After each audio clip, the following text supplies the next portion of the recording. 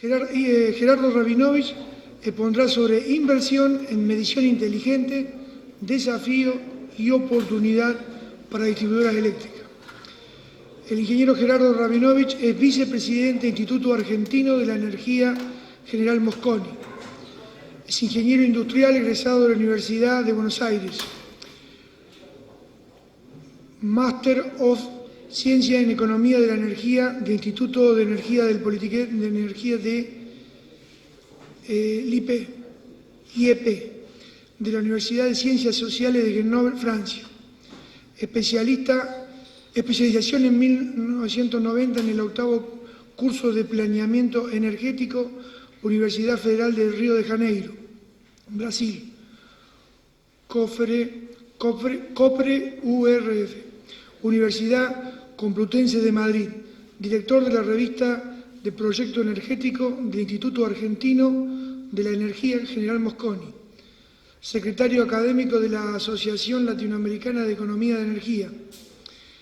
Miembro permanente de la Red Monder, Universidad de Montpellier de Francia y Universidad Laval de Quebec. Asesor del senador Alfredo Martínez de la Unión Cívica Radical de Santa Cruz, Comisión de Energía y Minería del Senado de la Nación Argentina. Director de la Diplomatura de Economía de la Energía y Planificación Energética del Instituto Argentino de la Energía y el Consejo Profesional de Ingeniero Mecánico y electricista. Profesor en Maestría de Gestión de la Energía de la Universidad Nacional de Lanús. En la Maestría de Energía de la Facultad de Ingeniería de la Universidad Nacional de Cuyo. Consultor independiente en temas vinculados al sector energético. Asesora actualmente al Banco Interamericano de Desarrollo, BID, en política energética y proyectos de infraestructura eléctrica en la Argentina. Es consultor de PNUD en Bolivia y de CEPAL, sudeste de México. Es coordinador de la Comunidad de Prácticas de Energía en la plataforma de finanzas de... interrumpí la impresión. De carbono del BID, World Bank Instituto y Programa Nacional Unidos del Medio Ambiente, investigador especialista de energía del Centro de Estudios del Cambio Climático Global del Instituto Torcuato Di Tella.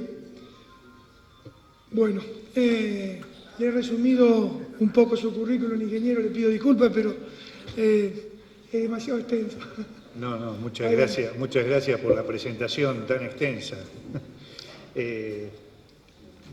Bueno, buenos días a todos. Mi agradecimiento a DISCAR por invitarme a esta reunión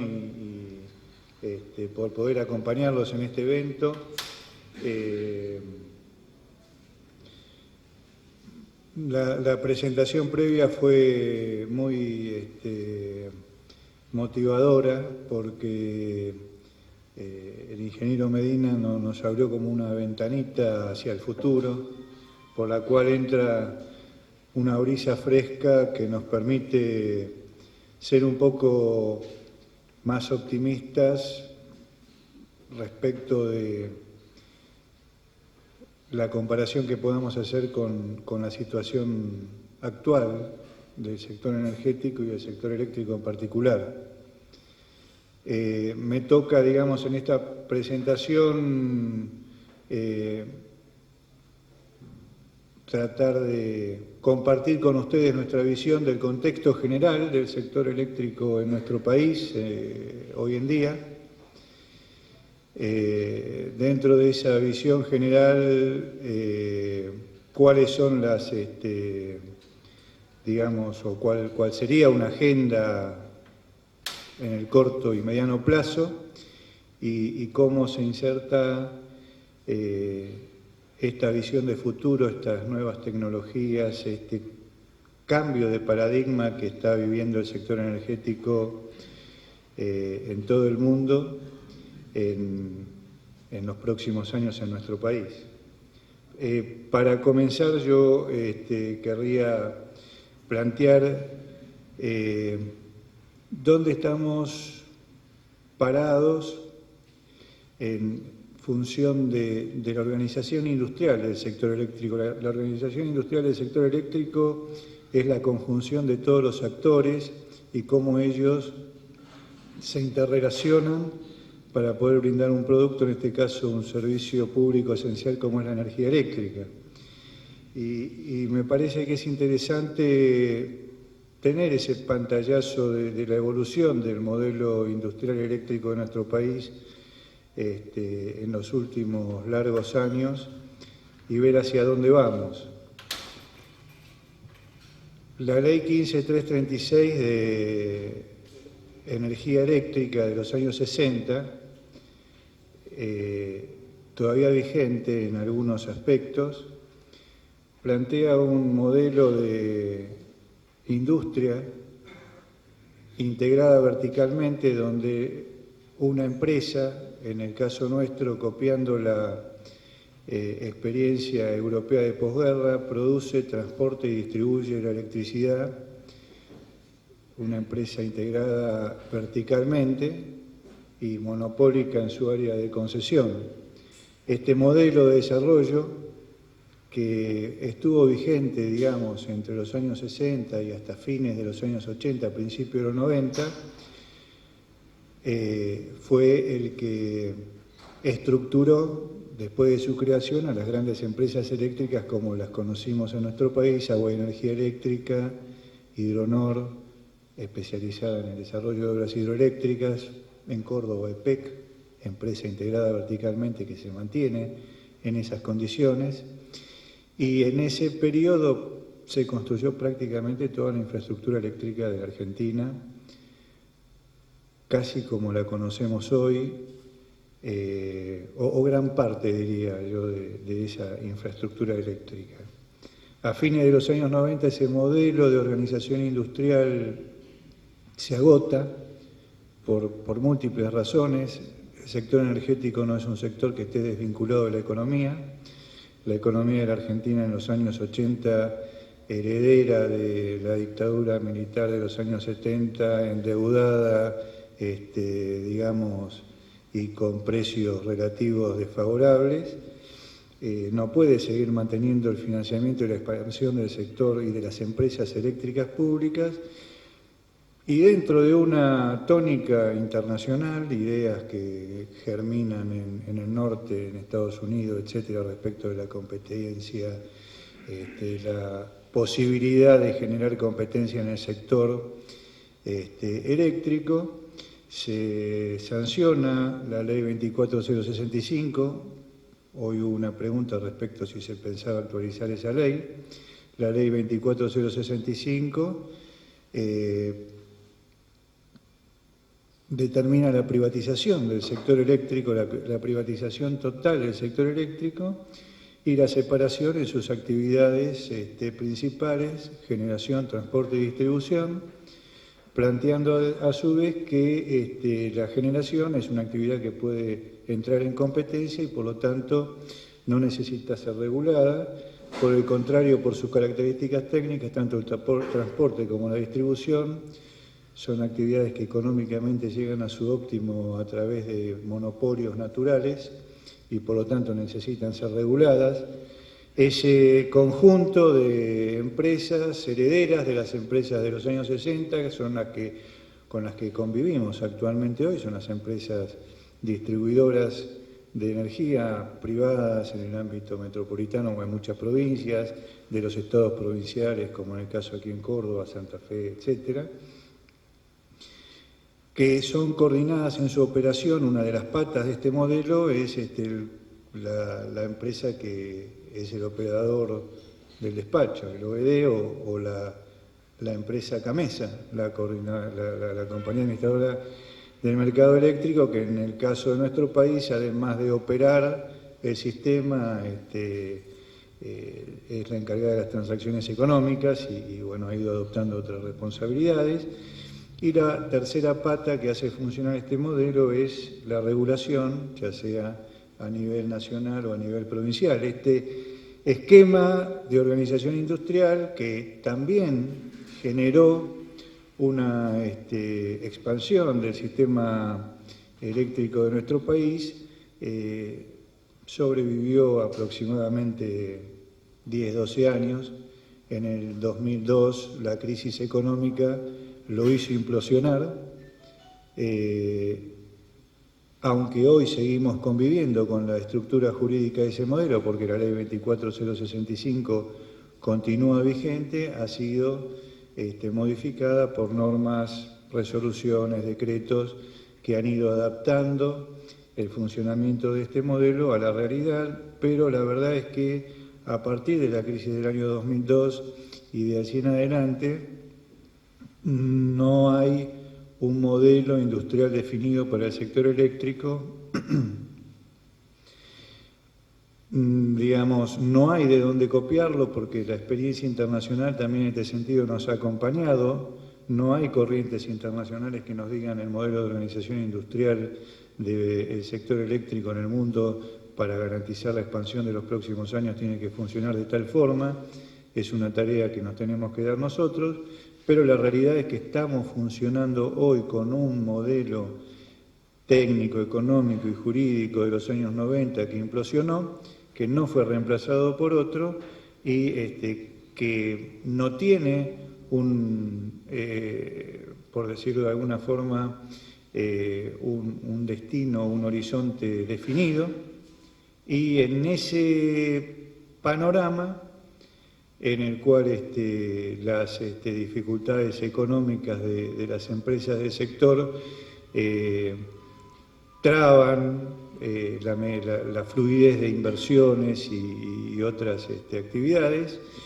el Estado Nacional vuelve a tener cada vez mayor injerencia, pero en una situación que yo calificaría para aquellos, digamos, que son actores del sector, de incertidumbre, es decir, hacia dónde vamos, hoy todavía no lo tenemos muy definido. Es una tarea que probablemente se deba a la Argentina discutir y estructurar un nuevo modelo de funcionamiento y una nueva organización industrial para el sector eléctrico que responda a los requerimientos de estas épocas. En ese mismo esquema, y tratando de ir explicándonos un poco qué nos está pasando, me pareció importante, digamos, esquematizar un poco el esquema de los mecanismos de formación de precios del sector. Los mecanismos de precios del sector eléctrico, de formación de precios, están, si uno quiere simplificarlo, lo podemos dividir en un precio por la energía que compramos, que es lo que ahí aparece como costo de abastecimiento y que es lo que las empresas, cooperativas, etcétera, le pagan a Camesa por la energía que compran. Ese costo de abastecimiento, digamos, como así también el que, digamos, reciben las empresas por la inversión en sus redes, por la operación y mantenimiento y por la comercialización, que podemos llamar valor agregado de distribución, está siendo objeto de subsidios crecientes a partir de una política que ya lleva más de 12 años,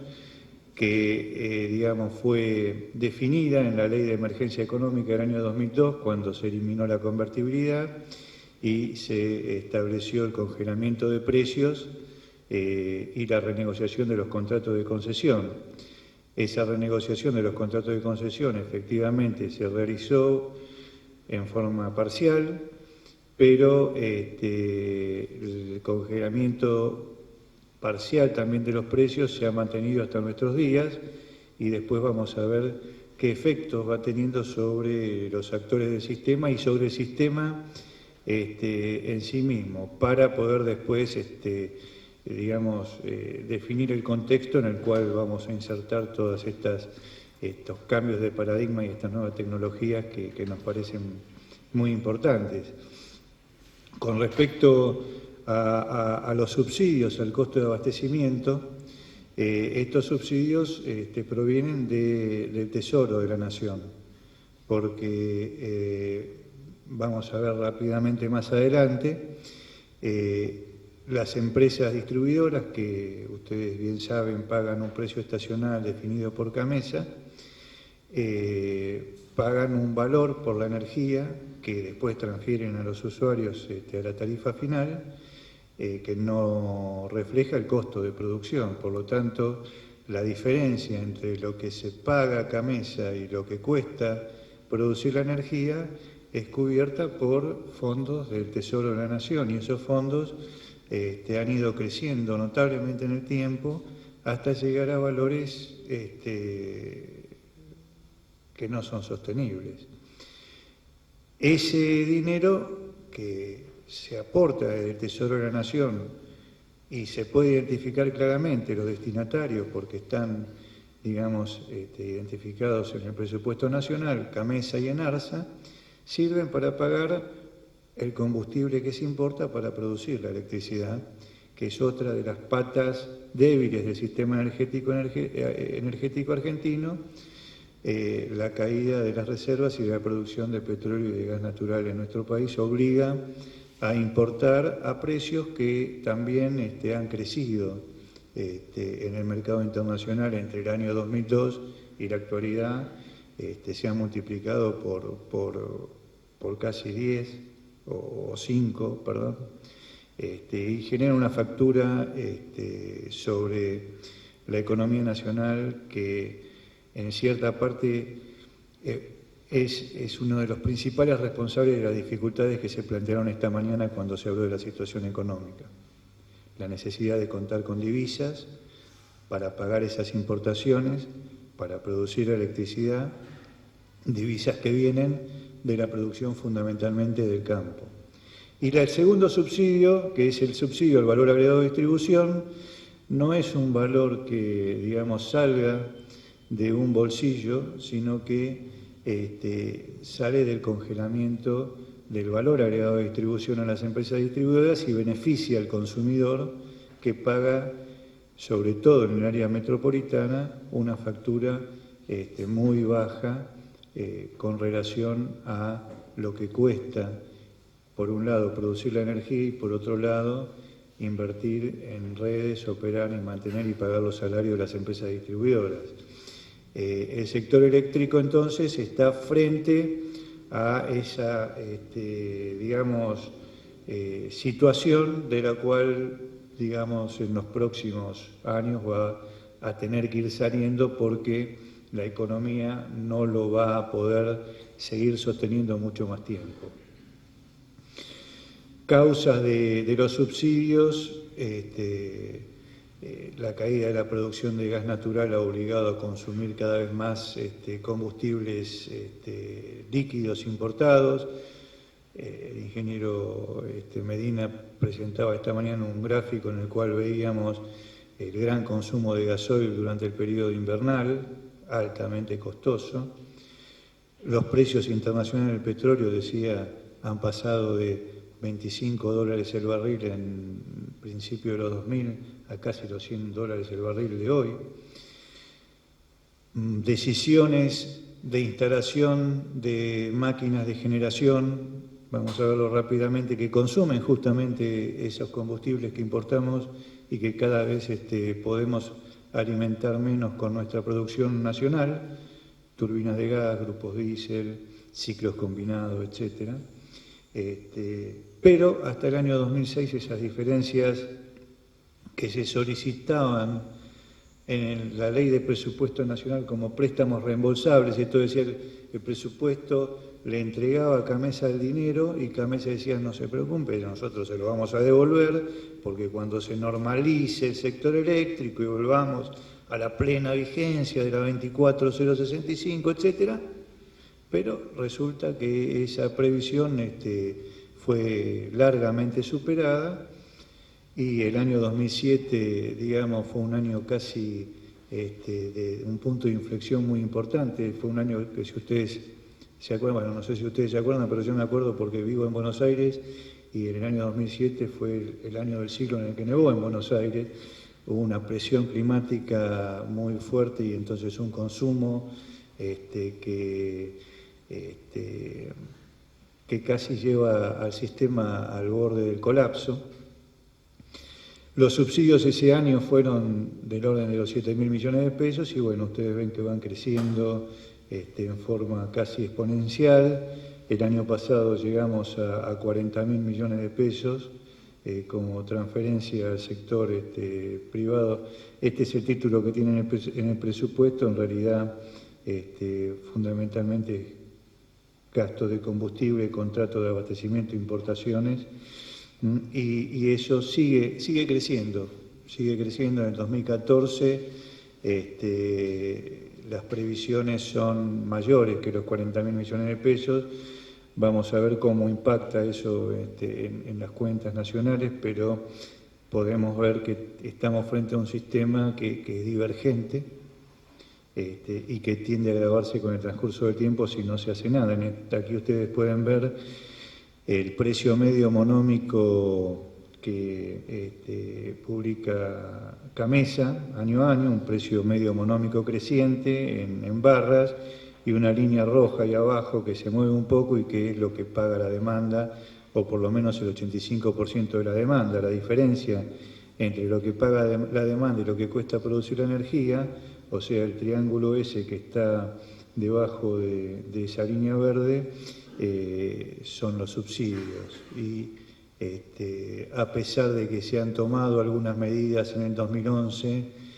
y ahora se han anunciado algunas otras por venir,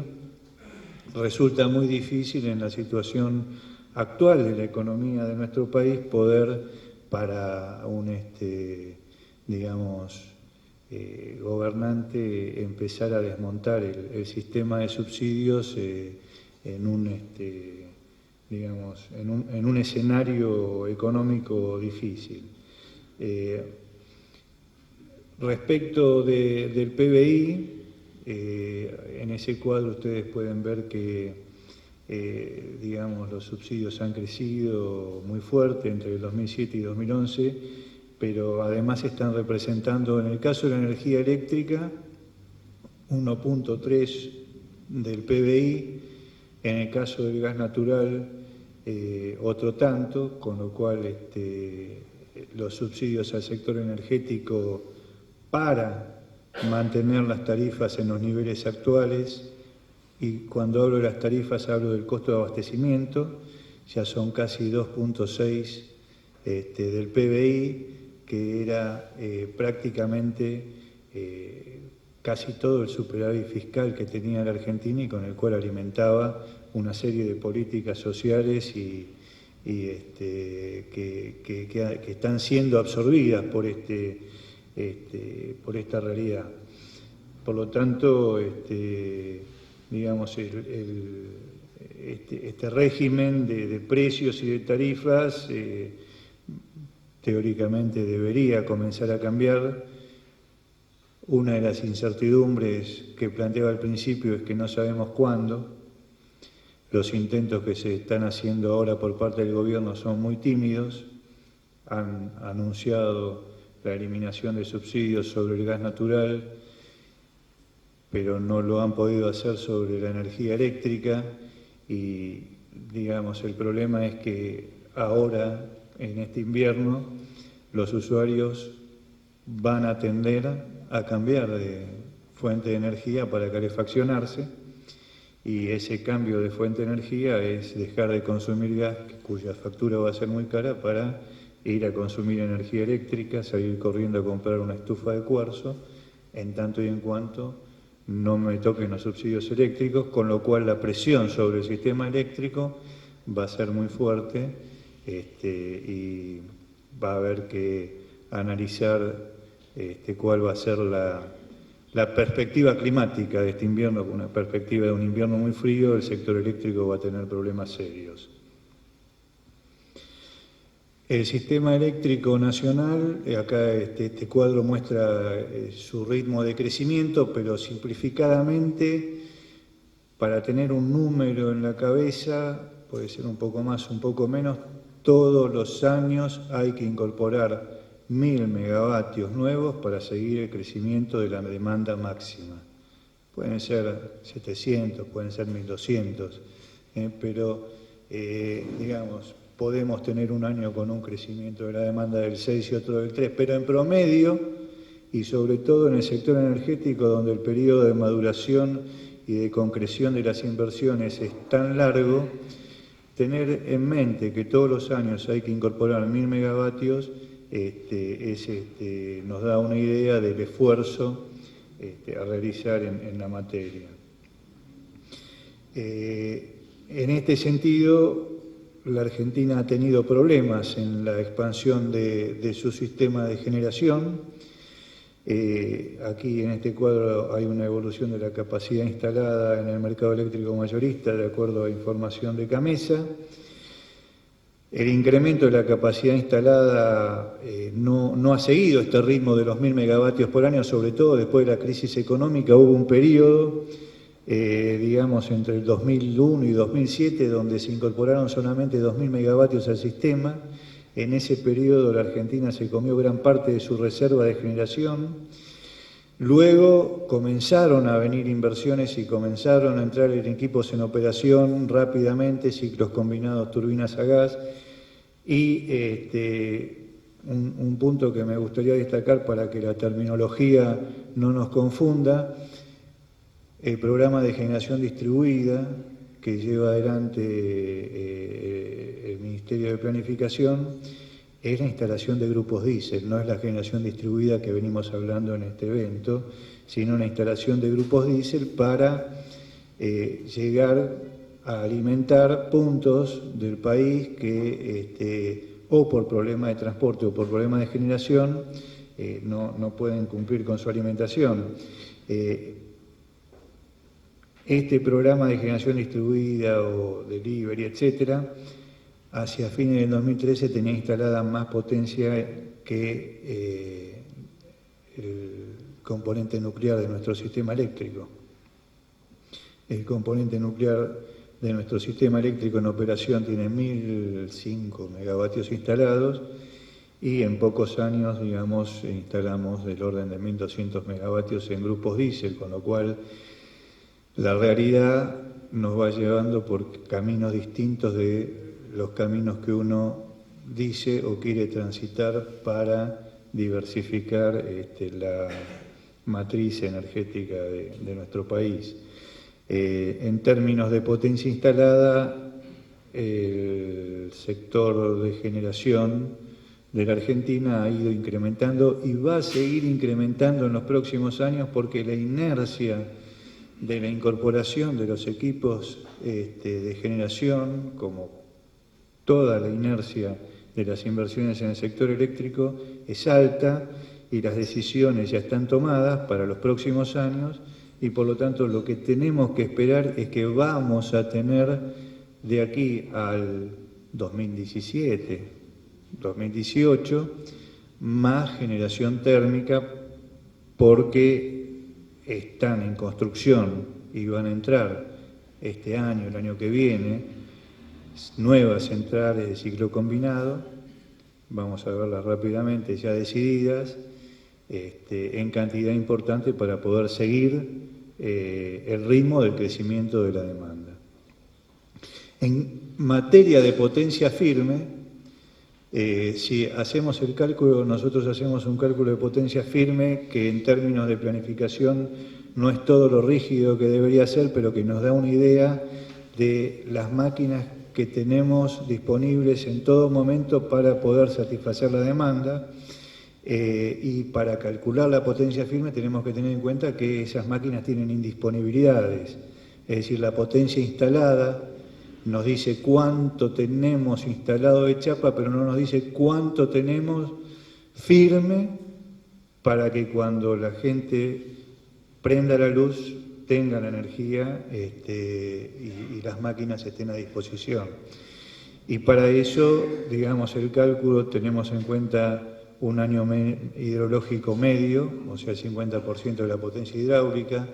En este caso quizá uno tendría que tener en cuenta el año hidrológico pobre, porque realmente si hay que hacer frente a la demanda máxima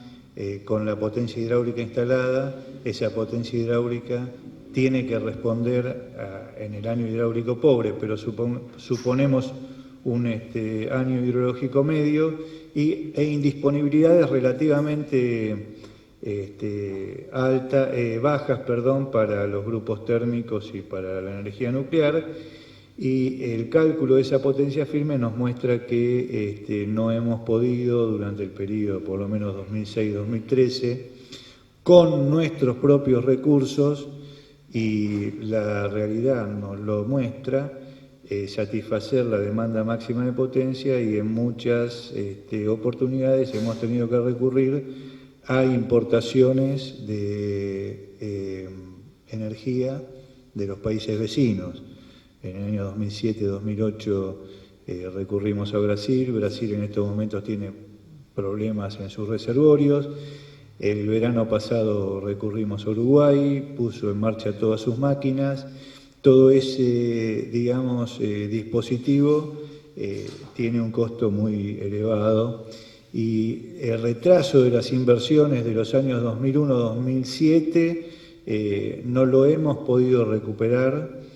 todavía, y por lo que vemos, probablemente en los próximos años sigamos manteniendo problemas de abastecimiento desde el punto de vista de la generación, más allá de los problemas que pueda haber en la red de distribución en los periodos de pico de la demanda. Había previsto para el periodo 2011-2012, y esto era lo que yo les comentaba previamente, las decisiones tomadas y el futuro ya escrito para el sector, por lo menos en los próximos 4 o 5 años, centrales que están en construcción, en muchos casos probablemente entren en funcionamiento este año, con un punto álgido que es la central nuclear de Atucha 2, que no ha podido entrar en servicio todavía o en operaciones confiables en la red.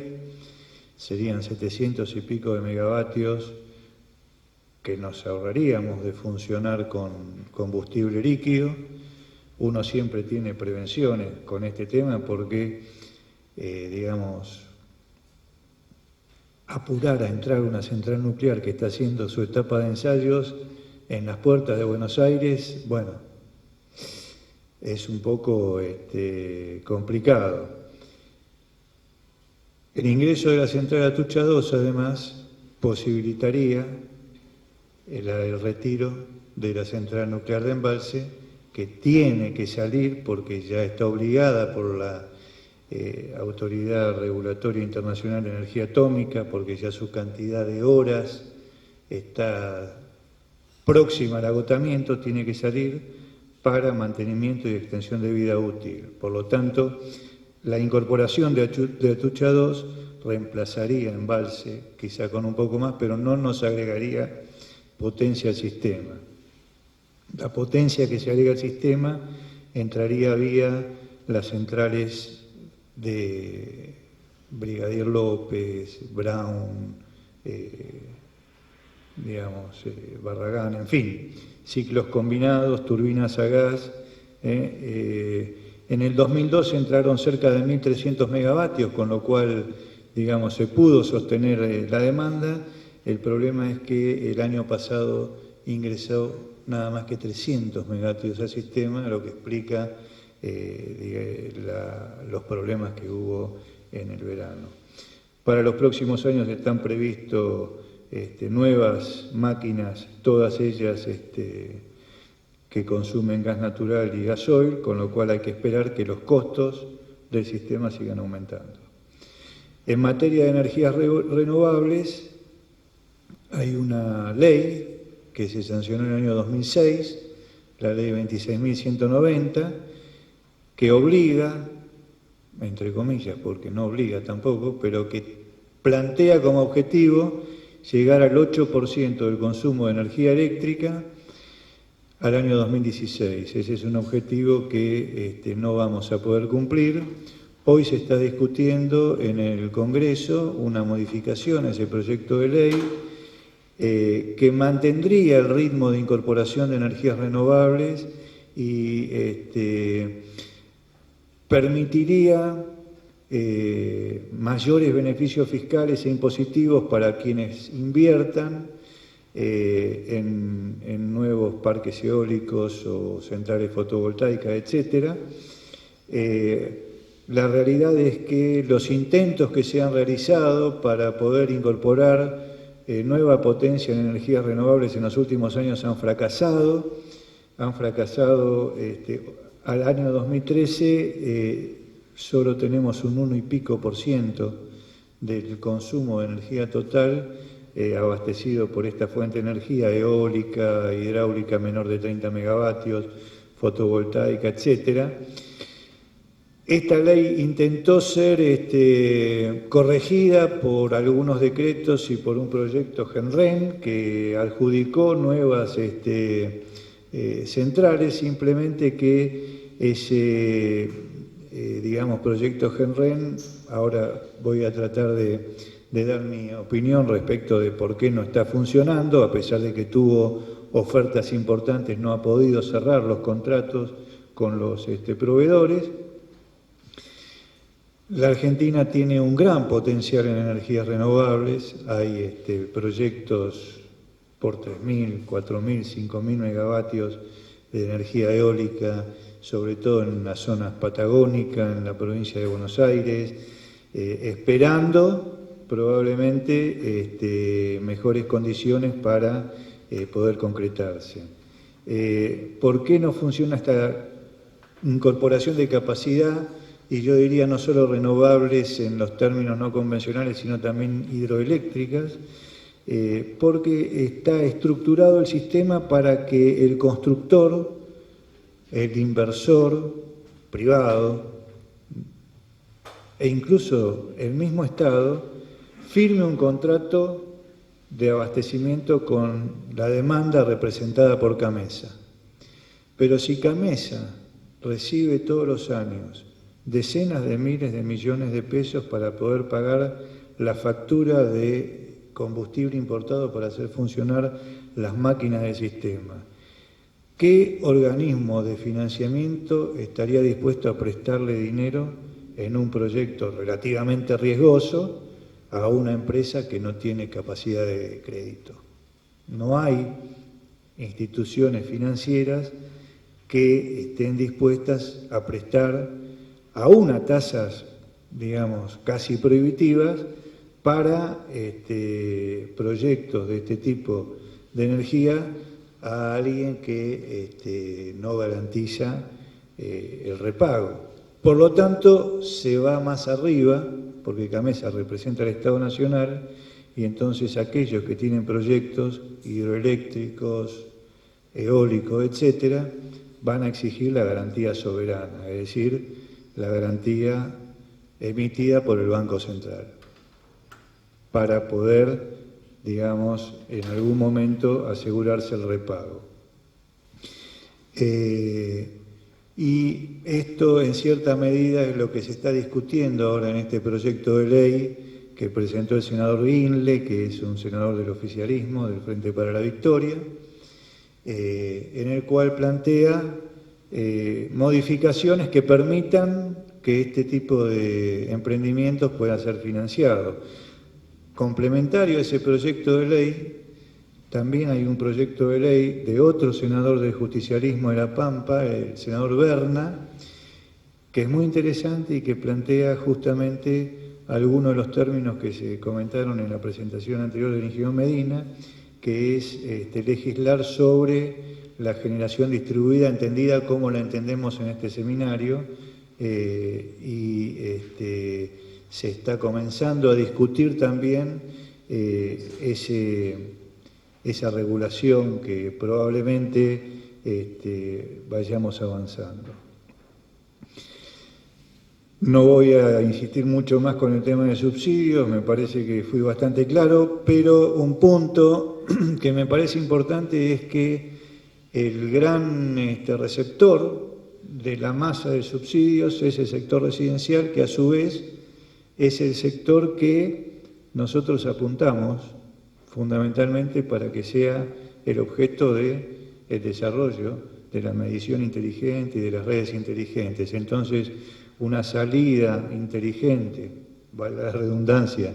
del sistema de subsidios sería un incentivo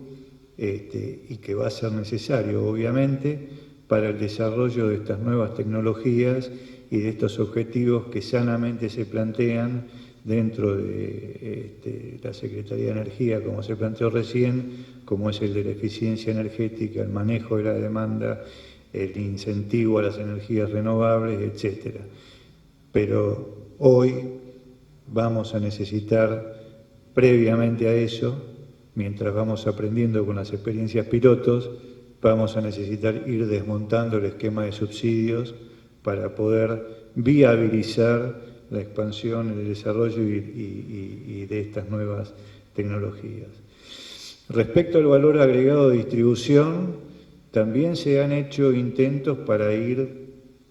desmontando este sistema de subsidios,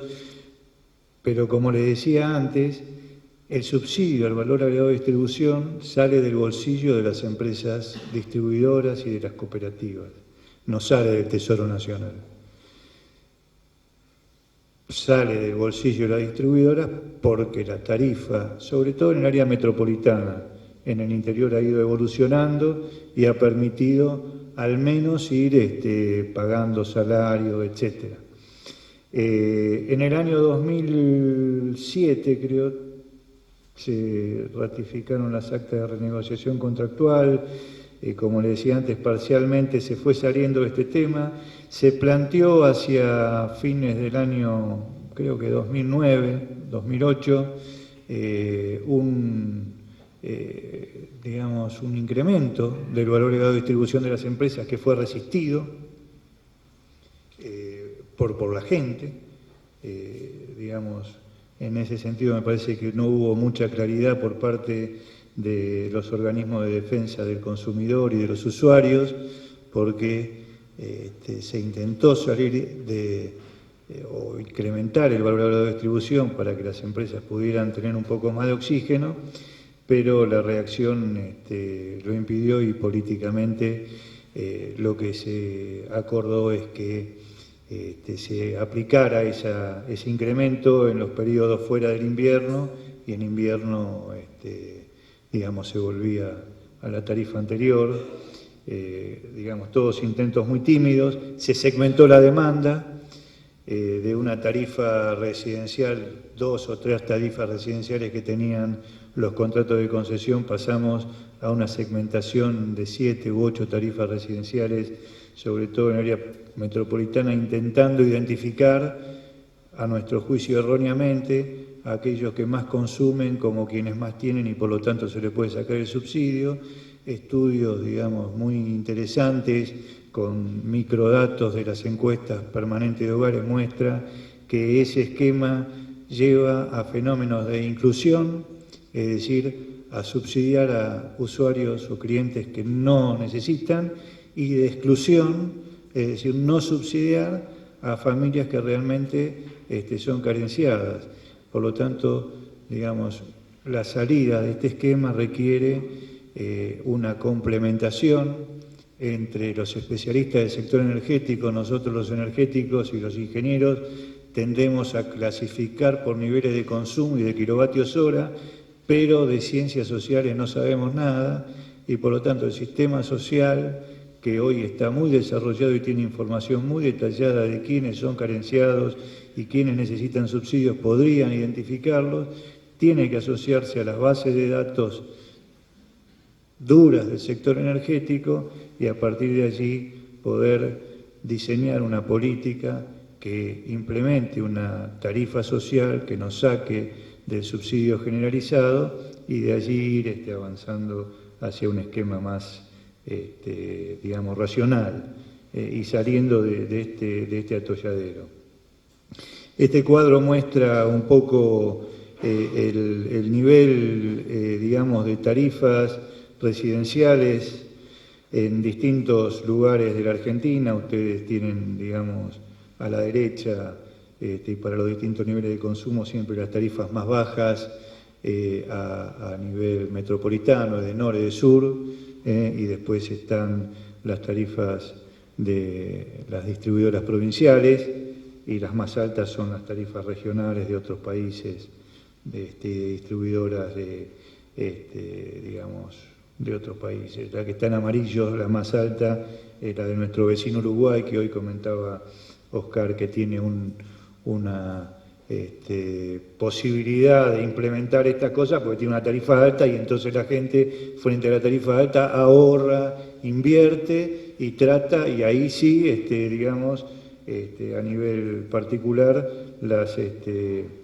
inversiones tienen retornos interesantes. En nuestro caso, digamos, vamos a tener que ir transitando un camino que nos permita, digamos, compatibilizar las restricciones sociales con las restricciones económicas, con las restricciones energéticas y con los objetivos digamos, de desarrollo del país.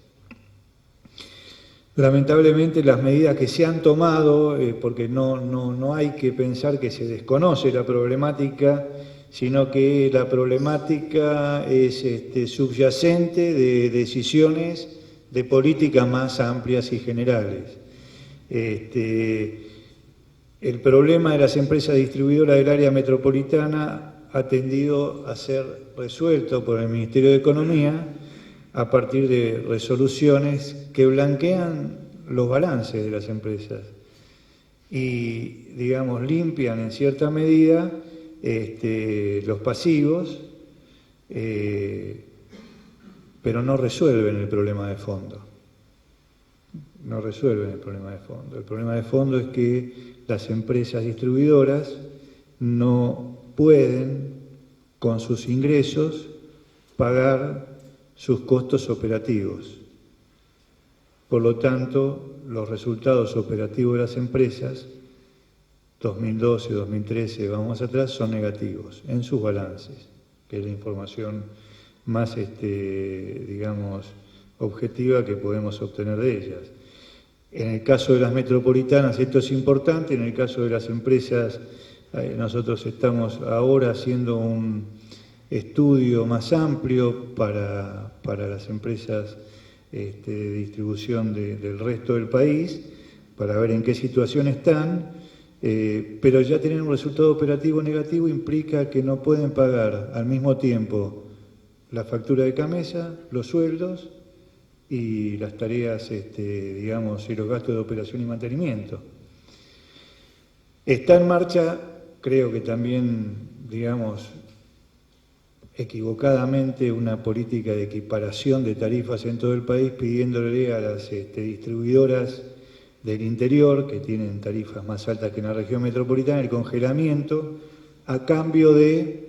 dinero que se le entrega también desde el Tesoro Nacional para inversiones. Algunos amigos de cooperativas de la provincia de Buenos Aires y de empresas distribuidoras me dicen, me van a dar X millones de pesos por mes para inversiones. Nada más que yo esos X millones de pesos por mes en realidad voy a gastar en inversiones X menos Y porque el resto lo tengo que usar para pagar los sueldos. Entonces voy a tener que disfrazar las inversiones para justificar y que me sigan dando ese dinero. Es decir, son, yo diría, parches que no ayudan a la solución del problema. No ayudan a la solución del problema, tratando de salir del problema de fondo, que es el que vimos antes, y es el de desmontar el esquema de subsidios que tiene actualmente el sector eléctrico. En ese contexto vamos a las redes inteligentes. Y yo decía al principio, nos abrieron una ventana y entró una brisa mostrándonos el futuro, y ese es realmente, digamos, el futuro hacia el que hay que tender. El ingeniero Medina nos dio una definición de redes inteligentes que creo que es mucho más ajustada que la que yo he puesto aquí, que es la que definieron en la Asociación Electrotécnica Argentina. Yo esto lo saqué de alguna literatura, etcétera. No es muy distinto, es aquella que puede integrar de forma eficiente el comportamiento y las acciones de todos los usuarios conectados a esta red, de forma que asegure un sistema energético sostenible y eficiente, con bajas pérdidas y altos niveles de calidad y seguridad de suministro. Este es un dibujo clásico de una red inteligente, en donde todos los elementos de esa red están integrados: el usuario residencial, el usuario industrial, la microgeneración, la mini red, la central convencional, en un sistema que se va complementando y que va mostrando el camino del futuro, que es el camino, digamos, de la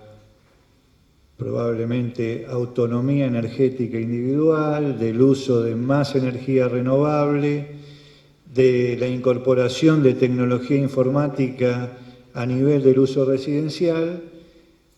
y, digamos, es un camino que hay que empezar a caminar lentamente y en el cual, digamos, se requieren, aún empezándolo a caminar lentamente, pruebas e inversiones que en la situación en la que se encuentran las empresas prestadoras de servicios se hacen difíciles, pero es el camino, yo creo, que va marcando el futuro.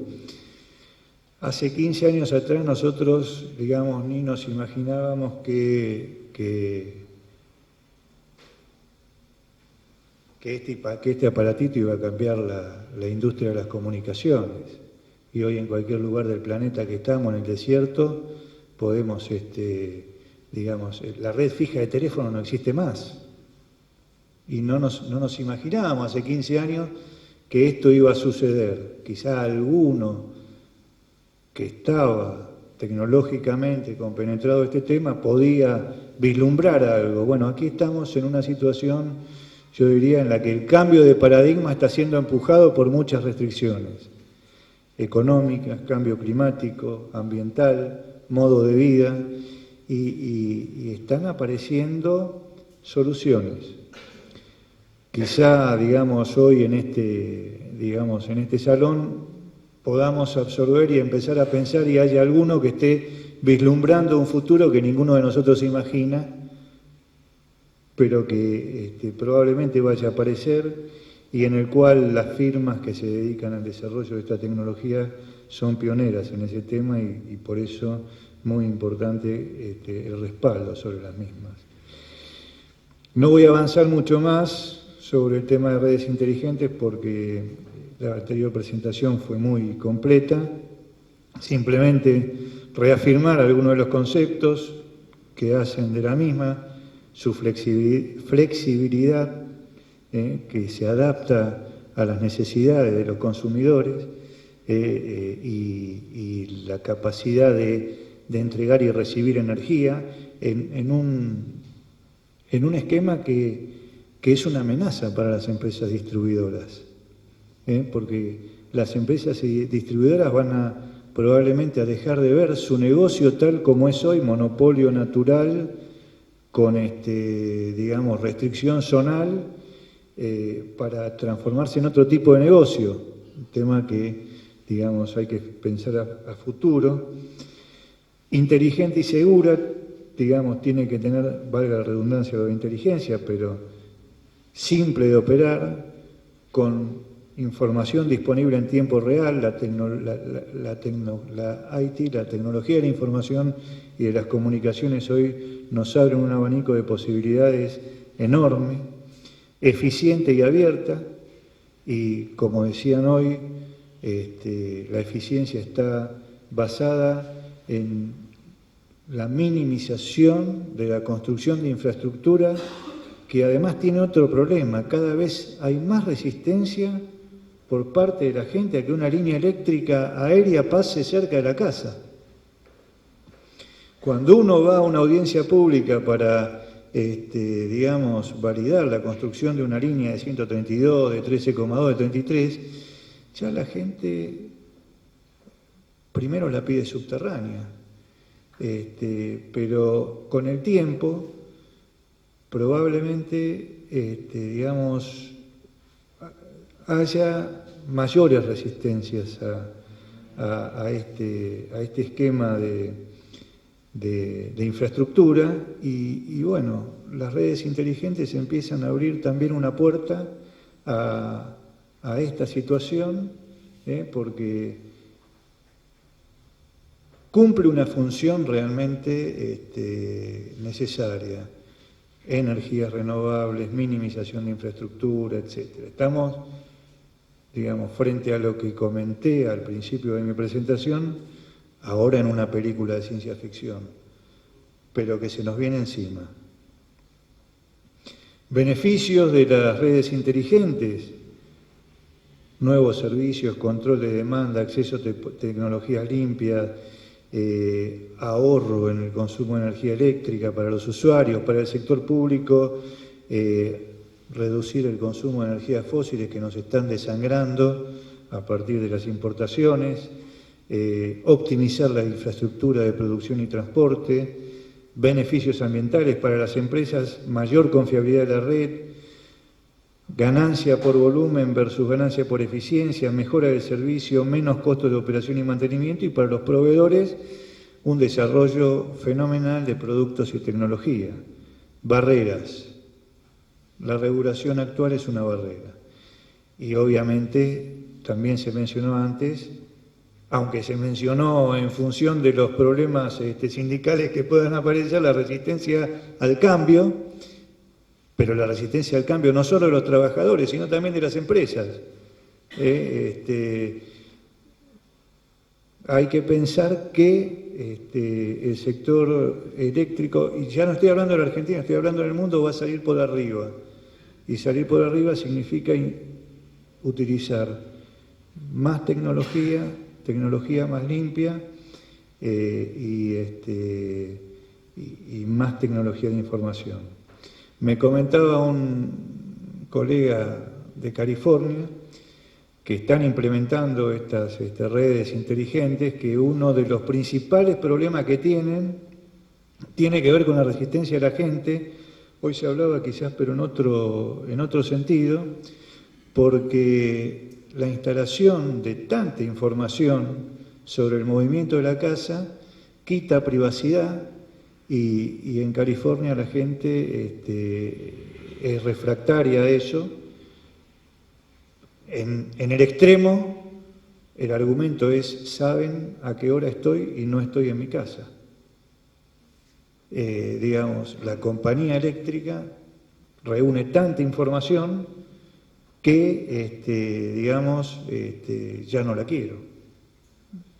Este es un tema que es una barrera, social también, y que obviamente se tiene que resolver normativamente. Barreras técnicas: se habló mucho también sobre el tema de las barreras técnicas, la interoperabilidad ante la presencia de distintos operadores, definición de arquitectura informática y de comunicaciones, seguridad en los sistemas, almacenamiento de datos. El tema de almacenamiento de datos es otra barrera muy importante, porque la cantidad de datos que se requiere almacenar sobre el consumo individual, imagínense la empresa distribuidora aquí en la ciudad de Córdoba, ¿cuántos usuarios tiene? 200.000, 300.000, 500.000, con información cada 15 minutos de cada usuario, que tiene que ser almacenada para poder facturar, intercambiar, etcétera. Bueno, ahí hay una barrera técnica importante. Esto nos muestra todavía que hay un camino importante para recorrer también tecnológicamente para poder salvar esas dificultades. La poca penetración de las energías renovables no convencionales es una barrera, porque sin energías renovables no convencionales, o solar, eólico, lo que fuera, no hay desarrollo de redes inteligentes. Estamos siempre bajo las manos de el esquema convencional, de medidor común y línea, etc. Algunas ideas generales para la transición y para el desarrollo del mercado eléctrico. Antes de terminar, la Argentina necesita una nueva política energética que permita superar los inconvenientes que hoy presenta, Nosotros creemos que los inconvenientes que tiene la Argentina hoy requieren un Ministerio de Energía. ¿Por qué? Porque los problemas son tan grandes y el volumen de dinero que afecta a la economía es tan importante que no le permite a una persona manejar la energía, las obras públicas, las comunicaciones, repartirse en la Argentina para resolver su problema energético que vino para quedarse, es estructural y es de largo plazo. Necesita un ministro de Energía con equipos suficientes capaces de desarrollar lo que estamos hablando aquí. Y bajo esos equipos, en agencias especializadas que permitan salir a buscar financiamiento, generar las normas, las regulaciones, etcétera, probablemente se consiga avanzar en la estructura institucional y fortalecerla. Nuevo diseño del mercado. El mercado necesita contratos de largo plazo, fundamentalmente entre distribuidores y generadores. Fondos específicos para construcción de grandes obras de infraestructura, a ser pagados por la tarifa, sobre todo para un mix eléctrico que incluya los grandes proyectos hidroeléctricos y nucleares que la Argentina va a tener que construir para poder satisfacer la demanda y crecer. Un plan energético nacional. Cuando digo un plan energético nacional, digo un instrumento general aprobado por ley del Congreso y con actualización periódica, con una serie de objetivos: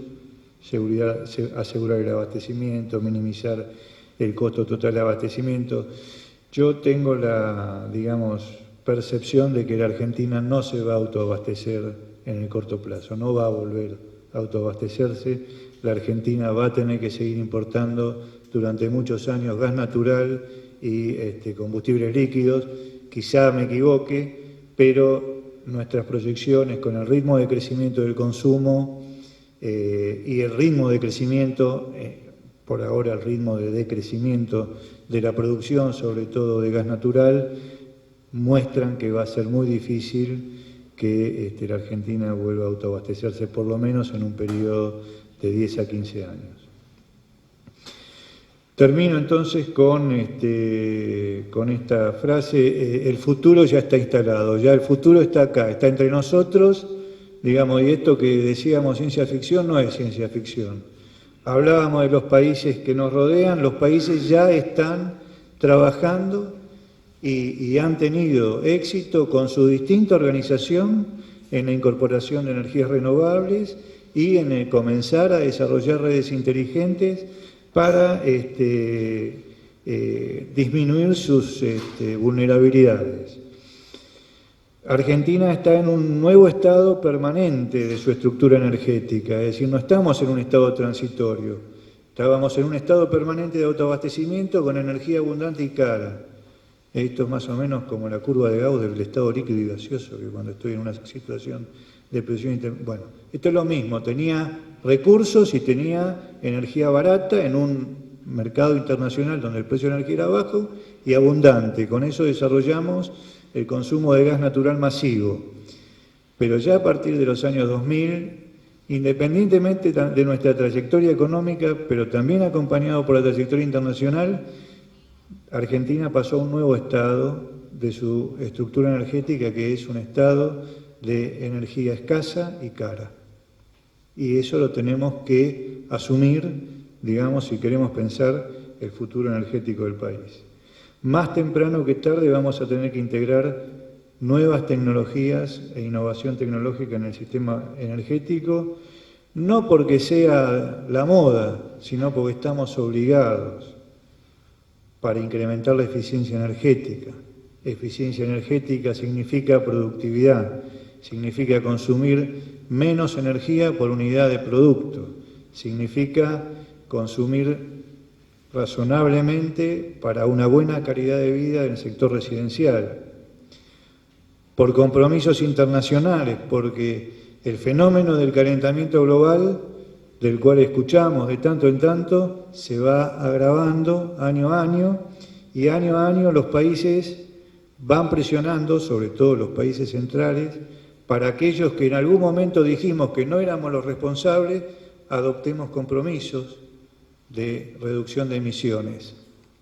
Y es cierto, no fuimos responsables del desarrollo industrial que se dio en los países desarrollados y que concentraron la gran masa de dióxido de carbono que hoy provoca el fenómeno de calentamiento global. Pero vamos a ser los responsables de la gran masa de dióxido de carbono que vamos a emitir para que los que la tengan que sufrir sean nuestros hijos y nuestros nietos, y que probablemente reciban un planeta que está en peores condiciones que el que recibimos nosotros de nuestros padres o abuelos. Y ese es un compromiso que tenemos, digamos, ético, pero que además avanza en las negociaciones internacionales como obligaciones que se van a ir imponiendo. Necesidad de desarrollo tecnológico y de reducción del costo de abastecimiento que incrementen la calidad de vida. No es, digamos, la incorporación, en el caso de digamos, lo mío ha sido bastante general, pero en el caso particular de este evento, no es, digamos,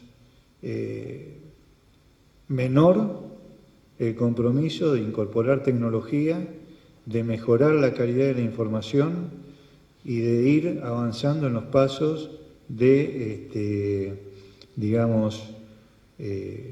mejorar todos estos elementos de eficiencia, etcétera, a través, primero, de la medición inteligente y al final del camino de redes inteligentes con energías renovables. Es una necesidad y ya la tenemos encima. Bueno, muchas gracias.